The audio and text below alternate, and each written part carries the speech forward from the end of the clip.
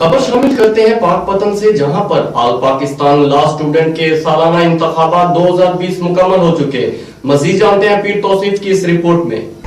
आल Pakistan law association के students की जानिब से शफीउर रहमान पैनल बिला मुकाबला मुंतखब हो गया।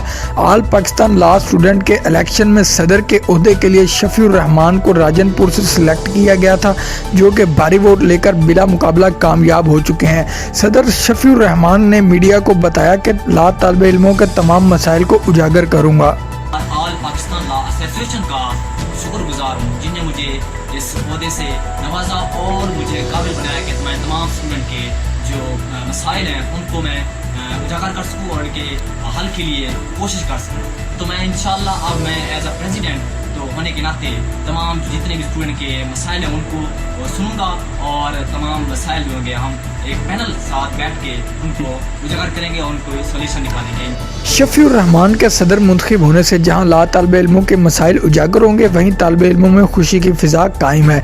कैमरा टीम के साथ पीर तौसीफ रमजान, राज न्यूज़, पाकपतन।